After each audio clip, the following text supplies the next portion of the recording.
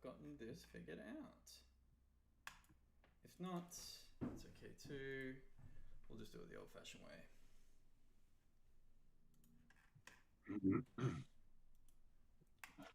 Okay, so it Hold on, says. I'll just shoo the makeup people away. Go away now. That's as good as it gets. So it says that it's streaming to Facebook. Doesn't seem to want to. Hello, Facebook, if there's anyone out there.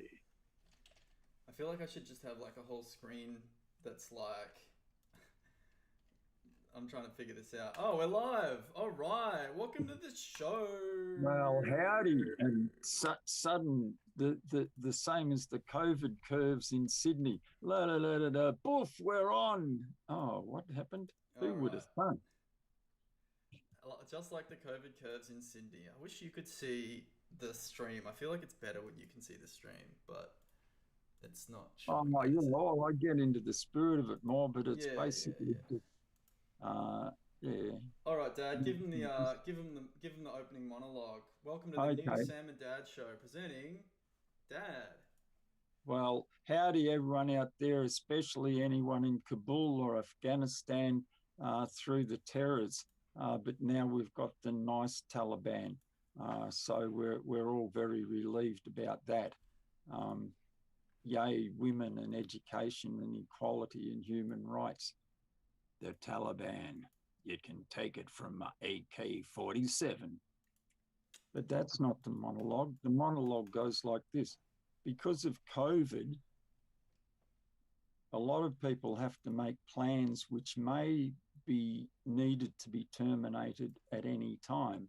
And in the duality of time leading up to a decision to proceed or abort because of COVID and lockdown and border restrictions and all the rest of it, many of us are now have been or are going through a duality where if it's not locked down or if the lockdown's lifted, these things will happen. But if it is locked down or if the lockdown is imposed, then these things can only happen.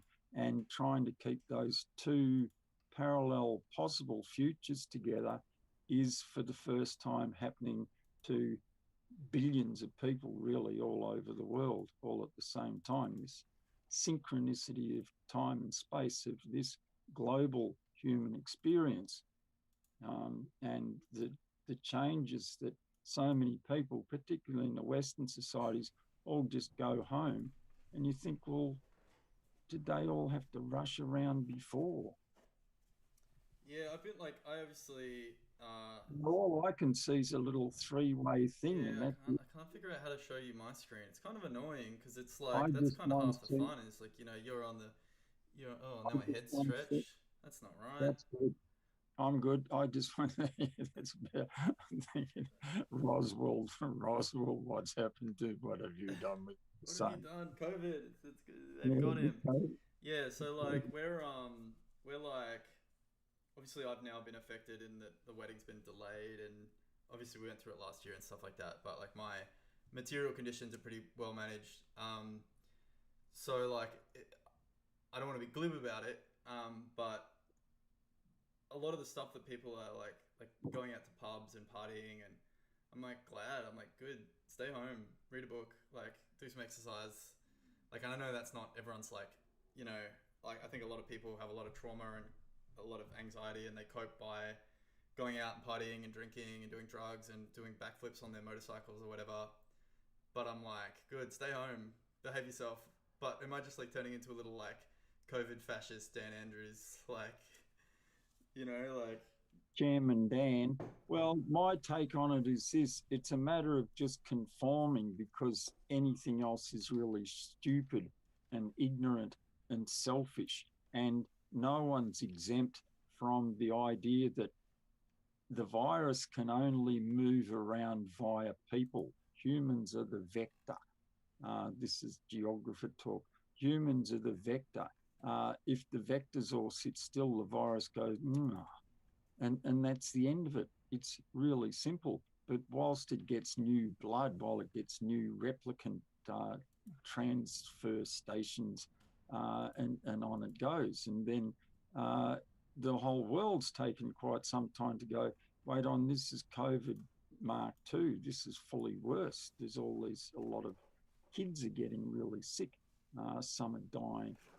And it's globally, many nations, including us, have taken a really slow take on, well, wait on, this is much worse. This is different. All settle down again. Very slow. Yeah, and I'm like obviously I'm in the thick of it as usual, or like about to be. I'm definitely feeling very triggered.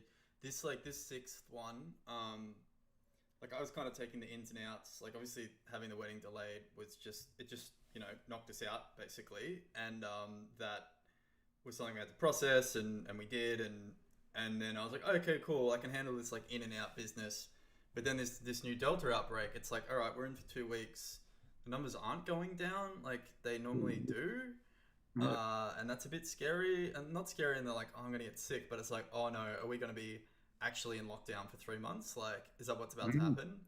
And we obviously don't know. And then that starts to kick back in of like, oh wait, also I could get COVID and die. Wait a minute, I thought that was gone again, and I thought that I didn't. Thought I was used to that idea, and so yeah, that's kind of like I bought a fancy mask, like a really good one, like hyperbaric mask technology, like you know, like, Why am I not all that surprised? Fancy stuff to put in and around and on your head. You've always been there, Sam. oh, I love it. I love a good Look gadget. look at you right now. You got two different lumps of stuff on your face. Well, I do kind of need the glasses to see. Oh, so we say. Oh, that's right. Yeah, glasses are good. But then again, I do have my augmented glasses that give me that extra little portal Yeah. into another reality. Yes. All right, Dad. What have you been thinking? What's on? What's the? Well, this is a new segment now, right? What's on the mind? Yeah, I'm we've gonna bite got to this. do this. Yeah, we've got to do this every week or every session because it's what drives us both and our many, many listeners. Hello there, particularly Kabul. Big shout out. Hope no one shot you yet. Oh yeah, we're doing as quick as we can. We're organising the paperwork. No, we'll be there soon. Oh, wait a minute. What's on my mind is obviously that it's the terror that knows no good sense. It's where people are so angry in their heads, and they were reclaiming their homeland, and they have. But they'll be respectful. This they've learned there, and within Sharia law, you think, well, who interprets that? Is it a benign God or is it a vengeful God? And then I think, oh, they must have decided months ago how easy they'd have known all along what a pushover it would be because they were part of that culture for thousands of years. It's a really tough place and it breeds lots of people and they'll get stuck right in. It's a land of desert. And you might remember John Richter and I wrote a song, well, I come from the land of plenty, I come from the land of wealth. And then they come from a land with nothing, bloodshed, slaughter, and dust. And so there's that song that plays out through history in all of the hard places in the old cultures of the East. And these are very tough peoples that have survived untold attacks from every direction because it's where a lot of stuff meets geography again. And so now they're going to be benign and they're going to be nice Taliban, the good Taliban, yeah. And so they're letting us out, but they're not letting them to the airport. Oh, well, nearly good. And so we've got all of those things, but the other big global thing going on at the moment, which bugs me and obsesses everybody else, I was in the op shop in Bega before New South Wales as a state went into lockdown about 7 weeks later than it should have. And the lady in there who I recognise over the last 30 odd years, and you're still here. She, yeah, g'day. And then I'm buying a couple of bits of glassware or something. And she's going, this COVID, she's going, I'm over it. Now they've had no cases down here. They've had no lockdowns until the next day as it happened, et cetera, et cetera. Oh, I'm over it. And I said, yeah, well, the rest of the world is too, but it still keeps coming at us. Goes, yeah. So that's the main thing I've been thinking about. But pulling out the philosophy, part of the monologue splice in, part of the monologue goes, Sam, I'm the kind of bloke who has a friend who reads the New Philosopher and offers to send me 4 copies of it. So this is who I am. I'm a bushy. I've been burning off all of yesterday, one big thing of all those prickly bushes. But Jasper, Jasper X, we'll call him, so no one will know who would possibly be interested in philosophy. Don't want to end up on the list. And then he comes to this bit, and it's Maslow. And I've been reading into this first of the 4 journals because, of course, as a philosopher, you understand that time really is sequential. But back to this central theme that I introduced earlier, which is the duality of time. When you are both imagining that the borders will open or close. I'm trying to get down to see your grandmother, as you know, in Victoria, just taken into permanent care just over a month ago. And so the lockdowns in both states coming after I got here, and the border going up just after I got here. And so I've been negotiating with the Victorian government domestic travel to get an exemption to get down there before Victoria again went into lockdown. But so for some weeks I've been running. I'm about to get in the car and go down to Vic, and I've been running. I might be here for months. I may as well settle in more. I can do more than very immediate maintenance and repair. I can do some refining. I can actually do some holiday time, but I might be in the car any day, but now it's a bit different. So that duality that for you, it was, the big one was you were going to have the wedding. We're all just living in one time tube of what we think's going to happen or might happen. And then for billions of us, we've had to construct a second time tube. For you, it was the time where, maybe we can't have the wedding. We're going to have the wedding, but what if we don't?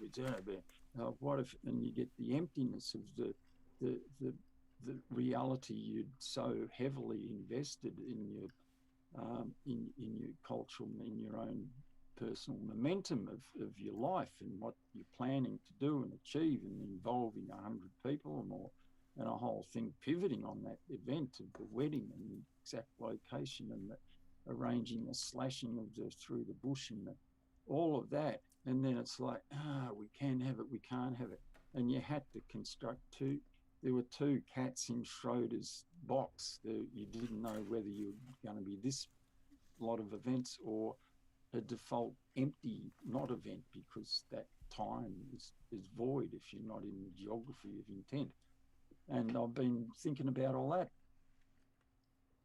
All right, that's a big docket. So I worked my way through from the top. Yeah, the Taliban stuff, hectic, unbelievable. Couldn't believe what I was seeing. Like I've been hearing this like Taliban sweeping through X, Taliban sweeping through Y over the past like month or so, and just being like, Taliban, what are they doing sweeping through things? I thought they were defeated. Turns out no, they're not, and it's really hard to win a ground war in Asia. So absolutely lays bare the hollow heart of the Western Imperial Empire, in a way that shouldn't surprise anyone, to be honest. Of course that's what happened. Terrifying for the people that are there. Curious to see, how like a, global, like they want to govern, and it is their country to a certain degree, more than the West, in the same way that like I don't support like Islamic extremism in Iran, but I do understand the forces that led to them fighting back from imperialism, which was get the fuck out of here and stop taking away oil. And of course the psychos like rose to the top for that, because I feel like cultures produce the psycho violent people they need to fight back. but obviously the Taliban and all those like gains that I guess were made, like that level of like super extreme Sharia law is just it's not the way of the future. It'll lose, but the people that are caught in it, it's a fucking tragedy. So it's just absolute tragedy. Seeing that, like the last, obviously, I don't really know a lot about Vietnam, but like seeing that like last plane out of Saigon kind of stuff, that would happen twice in 2 generations is just shows how little we can actually like have our hands on the levers, as people, because it is really just these actions of these big power structures. So it's just tragedy that we're like, that's the world we inhabit. But hopefully, I don't know what you do. Like, there's no Iron Man, action man, hero that can go and stop America from doing this to people. There's no one that can go in. The interesting dynamic is like the Taliban's. Well, what they say is like, the Taliban's got to behave so they get the aid and all that shit, and they're like a different governance and bullshit. But also they don't need the West because they've got Russia and China, and the West aren't willing to fight these proxy wars anymore. Two very big brothers, and I use the gender term advisedly. Two very big brothers. So that's fucked. And also fuck America for invading Afghanistan and occupying it for 20 years, because the Al Qaeda, on its own accord, in a vacuum, bombed whatever they did to the Twin Towers. Al Qaeda, funded by the CIA, the Bin Laden family, previously like the emissary meeting George Bush to help fight the Soviets. It's disgusting. So yeah, it's a bummer. Just if there'd been no oil, the whole of the Middle East and surrounds were so different. You'd know the history 100 years or so ago. Basically, Shell and BP said, "We'll have all these oil fields. You have all those oil fields. No worries," and moved in accordingly.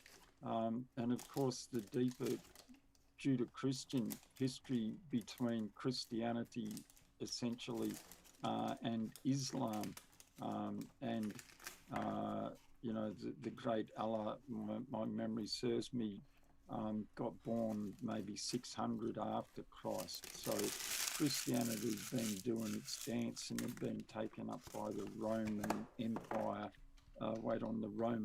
Formed the Roman Catholic Church, the one and only authorized version of Christianity, which wedded with old Roman imperialism, has produced the corruption of the Roman Catholic Church through countless centuries.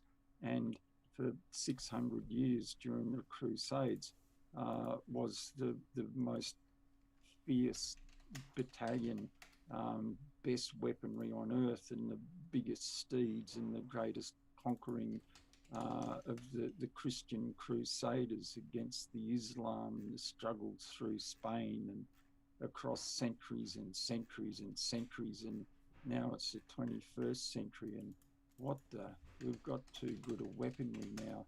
The whole idea of hurting each other is wrong and futile, and we all know it. Even the Taliban.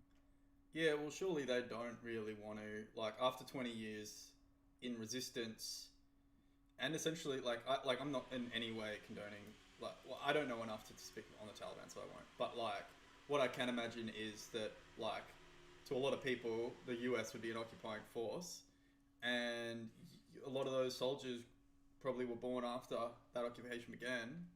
And then they march into Kabul as America leaves to say no, this guy that you've got running the show. It was the same with Iran, essentially, the puppet of the West. I read this book, it's the best book I've ever read. I think it gave me so much it's all about the Silk Road and that history of different trade routes. Basically, it's about Russell Crowe. Silk Road, the Silk Road.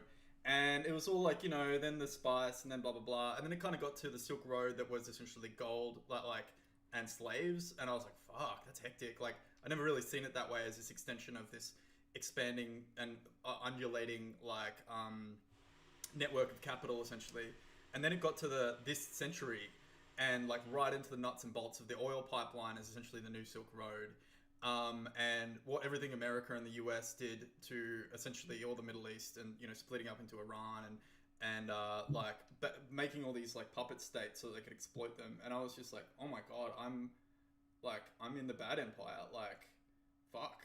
Like, the morality of what went before through the lens of looking back, we're always more enlightened. We're always more aloof and in the higher moral ground. That's the way we see our morality is correct, and all deviant moralities of greater freedom or more constraint, those moralities, more brutality, less mercy, those realities are bad and wrong. Of course, through our lens of now, glued on our moving sheet of our now, not their now. The whole brutality that people's delivered to each other routinely. We come from the genetics of fratricide. We come from the genetics where often brothers would kill each other, where often sons would stab their fathers to death. Like this is our reality. Well, we're Scots too. We're particularly. That's what I'm talking about. That's who we are. Vicious. Fratricide was common. Macbeth was not just people conspired to murder each other routinely for lots and lots of centuries. That's our part of our cultural sheath, and it's borne out in many psychological ways. Going forward, our cultural sheaths are profound, and we can all be morally good when we're comfortable middle class like us. But if you're struggling, and like you say, the imperialists are trying to do things that you find morally abhorrent, like allow women to show their faces in public, how dare they? And now the Taliban are going, well, maybe their faces aren't all that immoral, are they? Yeah, it's obviously going to suck. I am curious about what those modern it's a different China, it's a different Russia than it was, 20 years ago.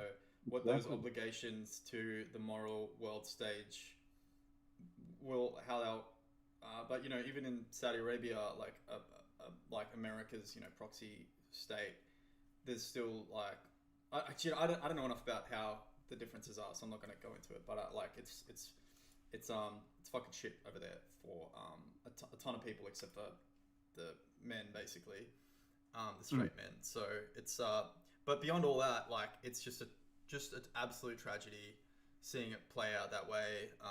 I didn't really think that was the kind of stuff that happened, to be honest. And I guess that kind of stuff does happen all the time. It's happening in Syria. It's been happening, and that's what drives these people on leaky boats, like at risk of their own life. Like it was just a very vivid, distinct version of that. But it is a part of the. It's kind of like, the way I look at it is, it's like climate change, where like the effects of like refugees and dealing with refugees and that humanitarian stuff, we caused or are like a big part of the instigate, like what destabilize those regions, and like we being the Western axis of allies, blah blah blah blah blah, and we have to deal with those consequences, like whether like in the sense that they're gonna happen no matter what, and we have like an obligation to try and solve for it, I guess. But it's it's I didn't know it would look like that.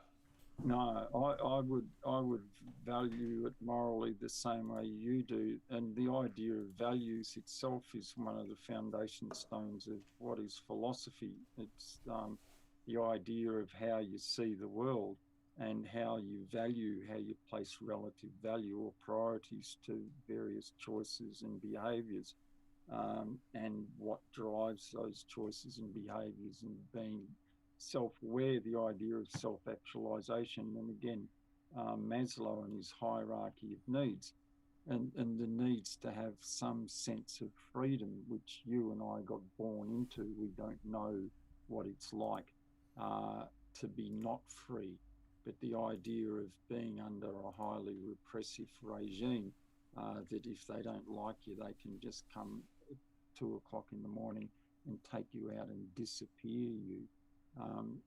We don't know what that's like 24/7.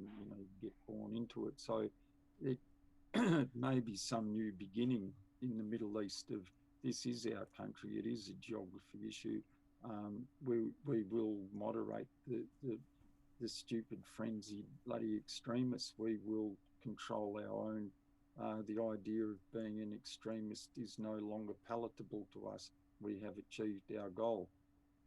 Well, you can only hope.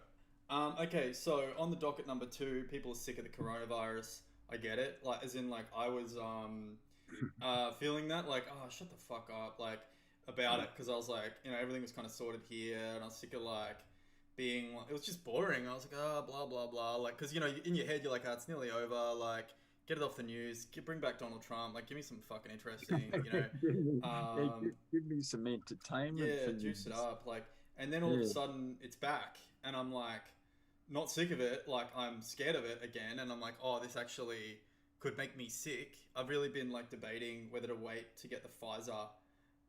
It's like coming out in a couple of weeks apparently, or I could get the AZ now. I'm like, AZ in the hands, worth two in the bush. I'm having to think about these like risk gradients. That's what I've been calling them, Chloe. Like um, uh,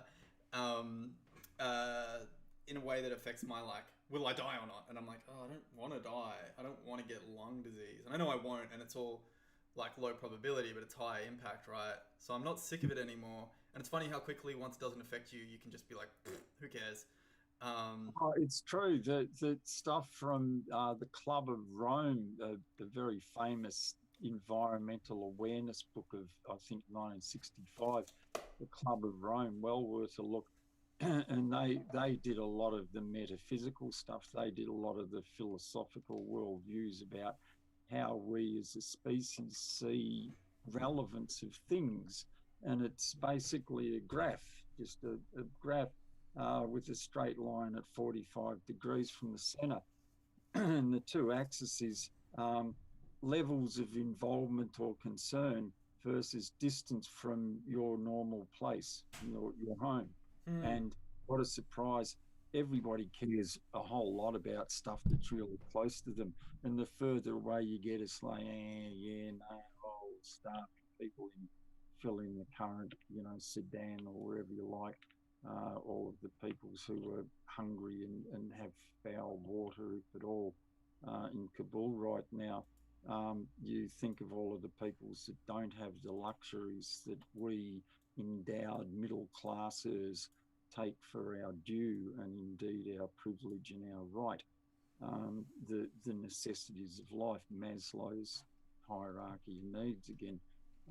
And so you've got the terribly traumatized and devoid of any hope. And you've got us feeling threatened by COVID and understanding that the Delta strain, of course, it's just the next strain, the Epsilon strain, which doesn't exist as far as we know yet. But viruses being what viruses are, this is a clearly successful one to against humans, whatever, as vectors. It's having a ball. Global transmission tick. So there is an epsilon strain, or epsilon, whatever, however you pronounce it. And that's the thing. It's like when I was getting my head around it, like, this is at the start of last year, like, the people that seemed to know what they were talking about were like, this is a couple of years. Like, things aren't going back to normal. And everyone was like, oh, I kind of get it, and I kind of got it. But then I was like, all right, it's been a few months, so, oh, it's going into next year. Oh, the wedding. Oh, wow, this is a year or two. And then I'm like, well, what if this is the next 10 years? What if things aren't ever the same again, like, in the way that we thought they would be? Absolutely. That's that dual time tubes that I'm trying to talk about, is that it's not just each of us and whether I get into the border, it's our whole individual, interactive and collective global future. Yeah, yeah. Is this what the parallel of the cultural momentum, let's call it the momentum of global assumptions, which we all constructed ultimately collectively. You know, we know that Putin will affect the world like this, and that, oh, we've got Trump now, and that, and they don't get the idea of cutting down the greenhouse gases. What's wrong with them? Oh, they like power and control, and we like long-term biology. The two mobs just don't touch. The Venn diagrams are two separate bubbles. They've spent all their time on learning about power and control. No, but they make all the decisions. No, well, we'll have to keep beavering environmentally generations of it. And on like that. So the reality deniers are the people that have the greatest power and control, because they're the power and control specialists, and they're good at it. And they don't have to change their plan, which makes it a lot easier to execute. Well, they don't have, you know what I mean? They don't have to like adjust their plan. Barnaby Joyce is like right in 1958, and he's just not moving. Yeah, and they're not. And he doesn't care. But I think you're on the wrong tram, Barnaby. You're on the wrong tram, Barnaby. You're on the money tram. That's the last thing that Patrick and I made up. I think some of those people, like there's the real like extremist kind of people, which I think Barnaby Joyce and Boris Johnson kind of pretend to be, the populist, whatever. But then he's fabulous. Yeah. So what I think they're actually doing is just this default, learnt it from a certain age, from a certain class, which is protecting capital. Essentially, is that your job is to protect capital. And that's so it doesn't matter like to them, like it doesn't really matter what the issue is or why it's morally or not. That's like this is a learned intergenerational behavior, which is protecting capital from people. I fully agree with you. He 4 weeks ago now, it was when Pat and I were together 5 weeks ago. We were watching I saved a bit of it because it was Barnaby Joyce just sprouting on about, oh, we've got to have more coal-powered stations and we need this and that because it's just give me the economic argument for going long-term onto renewables plus storage. You know, show me the economic model. And of course you can't, because it's never been done anywhere on the planet before. And so his whole argument, exactly what you're saying, it's just on some Malthusian economic model, which is just dead in the water because it never valued the environment. It never valued the long term. It never valued the future. It's fucking devoid of any sense of what's over the horizon. It just doesn't program its assumptions. And what's interesting, like I personally don't see a way that any sort of vanguard, concerted organizer front can shift the dial of power in society. I don't like the CIA is too good at smashing the left and the resistance and blah blah blah blah blah. So is the only way that you can have the type of seismic change that shifts those levers like catastrophe, or such like unexpected social change that like, or external factors that it just shifts the dial long enough that when people are like, let's put the pieces back together, and all right, since we're building from not scratch, but what did we learn? Because I guess the last time something like that was like the American Revolution, where they kicked the ass out of the English and were like, all right, now that there's democracy and all that kind of shit. Is there a global revolution, an environmental revolution, an equity revolution? I don't know, because the machine, the infrastructure of capital, or does the infrastructure of capital in a symbiotic relationship learn to balance its the health with the host of humans' labor and Earth's production? All optimists say yes. Yeah, I hope so. My main thesis, if you like, for my science honours degree was the assumption that the main leading capitalist, even back then in 1992, the main leading capitalist organisations, DuPont, big companies, they all had, even in 92, they were putting out statements about that they wanted, in my language, they wanted to go long term. They got sustainability, and they wanted to continue making profits, paraphrasing, into the long-term future. Capitalism could see the future of exploitation and degradation as terminal, and would thus embrace environmentalism and sustainability. And of course, it's 30 years on, and they haven't really, not a whole lot. Not really. Like they've gotten good at the PR side of it, but I think it's like the tragedy of the commons. It's that game. What is it? Game theory or the prisoner's dilemma, where like if you act properly, and everyone else does, everyone gets the reward. But if one person doesn't, then everyone else doesn't except for the person that does. So it's like, oh well, I got to get mine because these guys will probably, you know what I mean, and then they'll get the competitive advantage, and It's certainly tragedy of the commons, and everyone who doesn't know that hard in 1972, and one of the most pivotal journal articles ever, I think it's a Scientific American or Nature, can't remember, tragedy of the commons again. If you are of a curious mind about why we as a species do the things we do, that's what psychology is. Geography's humans in the landscape in time and space. Click. Psychology's why do humans do things they do. And you look at that and then you throw in philosophy. You could say all from the West, but some of these articles in here go, well, no, the philosophies shared by the Hindus and by the Buddhists and by the American Indians, and the philosophies about what's the purpose of our life on this earth, what's the meaning of life, and of course it's just a biological event. There is no purpose, there is no meaning. We're just dancing stardust, we're just dancing electrons, you know, who have a self-awareness.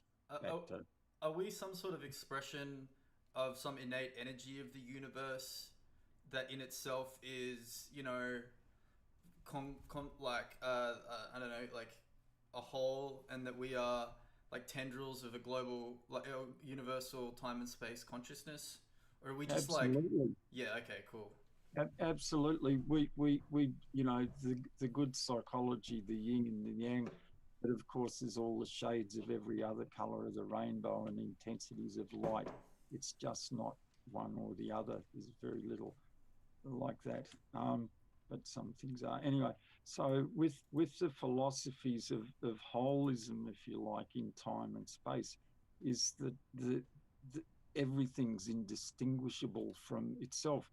I'm looking out my bush house window at the solar panels I put on a pole so I can pivot them around through the day, morning, midday, afternoon. Flip the camera, give us a look. Oh, yeah. Why not? Let's do a bit of a walk around. Like, do that. You can hit the flip button. Okay. All right, guys, we're going off script. We're going off script now. I've got to turn the picture around. Yeah, so there should be like a little. Wait on, I got it. More picture around. Here we go. We're flying. No, we're not. Oh. So it should be on. Oh, there we go. We're flipped. Oh, you got notes. That's awesome. All right. No, well, I am who I am. What do you want? No, it's good. All right, give us a tour, Dad. Okay, so that's where the thing was sitting. This is my bush house upper kitchen.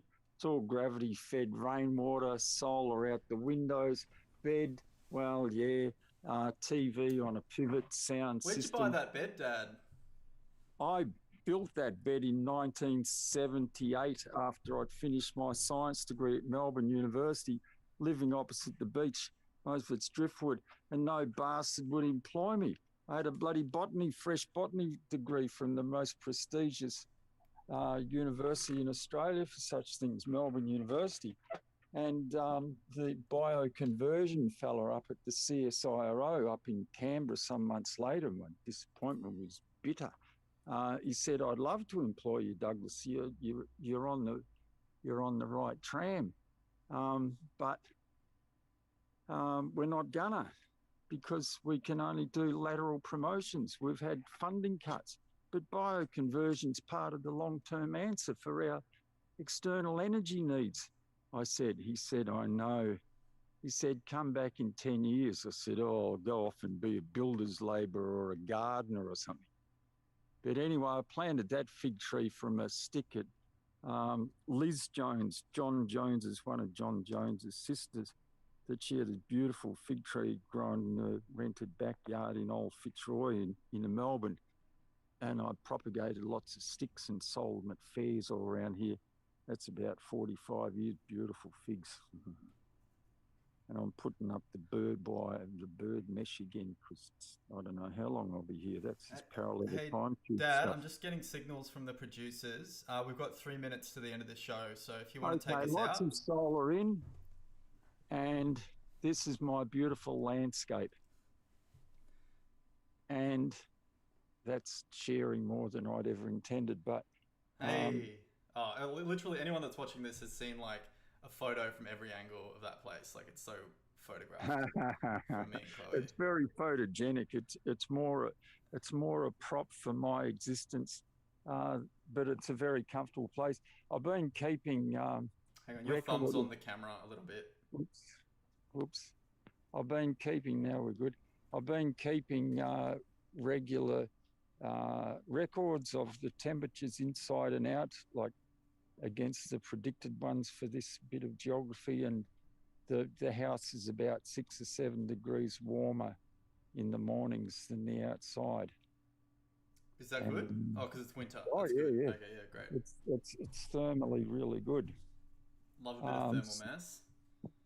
Thermal mass and thermal integrity and thermal capture and storage, and it's all about the infrared, I told you. It's all about the radiant heat. So inside of my garage with some of my water tanks, and here we are. If you don't like live TV, then you've stopped looking by now, so clearly you do. I'll find where the camera is. Clearly you do. So that's me. Were you going to do a flip? All right. Well, I think that's a good episode 1, season 2 of the Sam and Dad show. Thanks everyone for watching. If you've made it this far, you probably have something wrong, or you are on the right tram. You're on the right tram, all of you. You're on the right tram. Shout out to Nico. I didn't see your chat messages, Nico. Next time I will watch with more fastidiousness. Thanks everyone. Have a good day. Make sure you drink enough water.